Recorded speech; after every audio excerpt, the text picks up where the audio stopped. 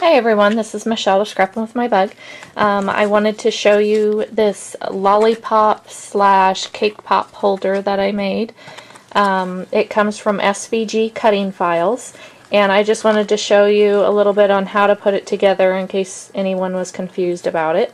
So I made an Easter theme. There's the bunny, and then when the top opens up, and it fits pretty securely. But when the top opens up, you can put either a cake pop or a lollipop. This is a lollipop in there. And one tip about this, since cake pops and lollipops are top heavy, you're going to need to fill the bottom of it. So I took this apart so you could see. I just stuffed some paper in there. You can use tissue paper or whatever you can find, but it needs to be something that when you put the stick down inside, it will go into it. It can't be hard. You could even put floral foam in there if you wanted to cut that, but that seems like a lot of work. So anyway, let's get started. I'll show you how it became a box. So please excuse my extreme cutout. That's, I used cheap paper to make sure that I could do it first before I used my good paper. So it's going to come like this when you cut it out on your Cameo or whatever cutting system you have. It's going to look like this, except for this piece will be separate. And let me show you how it goes together. The first thing you're going to want to do is basically just fold your sides, kind of get a visual of how it's going to go before you start putting adhesive down, because you're not going to be able to get it back apart if you use good adhesive. Now, when you're putting stuff like this together, since it is a 3D box, what I recommend is to use the tacky tape. This is usually what I use. It's made by Provo Craft, but I know there's some different brands and stuff out there. But this stuff works the best besides hot glue. Regular adhesive, if you're going to be putting a heavy lollipop or cake pop in there, it's just not going to hold very well. So your little piece is this, and there's also going to be two inserts. There's going to be a little hole one, and then there's going to be a big hole, and I'll show you what the big hole one will be in just a minute. So you're going to fold the sides for this and put adhesive on one side, and this is going to be your front. You're going to just bend it and line it up.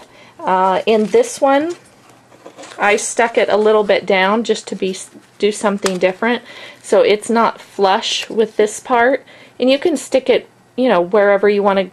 If you have something really tall, like say you put a peep on a stick or something and the bunny's real high, you could move this down and, to allow for the little bunny. That would be cute to do something like that.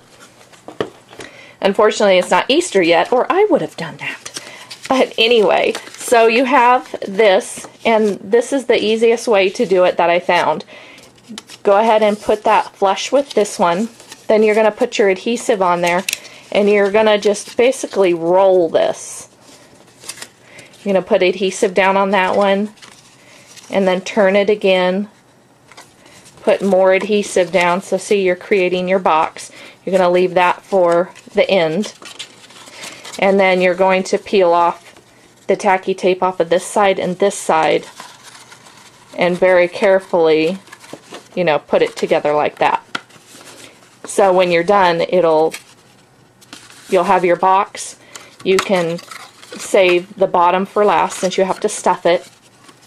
Now the top part is, you have two options. You have these tabs, and your tabs fold in, and they basically connect to the top of the lid, which is the part that's going to fold over. So you have those two. Now your option is, you can keep it straight like that and put it down so it's a complete box, and you could run some ribbon or lace or something around the whole thing. That would be cute. But what I did on my other one was I just took a bone folder and I made an angle line, and then what I did was put tape and tuck these back under there, so when you close it, it looks more like that. And then, like I said, stuff your paper or tissue paper or whatever you've got laying around. You could even probably use some shredded up newspaper, and then just make sure you adhesive that real well as too. So in the beginning I told you that you would have 2 inserts as the file. You would have this small hole for cake pops and lollipops, whatever has a small hole for a stick. And then you would also have a round one. And it's going to look something like this, the insert will be. It'll be the same size, everything, just the hole will be bigger. And this is another cute cut file from her SVG cutting files.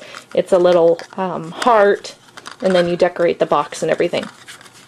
But anyway, these are designed to work with the Jaded Blossom 1x6 inch tubes, and those are these. It's a durable plastic. Can't really bend it or anything, but what it does is when it sits down in the box, it just fits perfectly down in there, and then you can decorate it, fill it with candy and things like that. This was a Valentine's Day one I did. So when you sit it inside the box, you can see that if I had it all the way down, the lid and stuff would still close. So it's a perfect size for these as well, if you wanted to give something like that, and then decorate the top and things. So when you're done making your box, you can decorate it however you want. I did mine in Easter theme and used a sentiment from Jaded Blossom's Bunny Poop set. Also, you're seeing that mine's a little multicolored.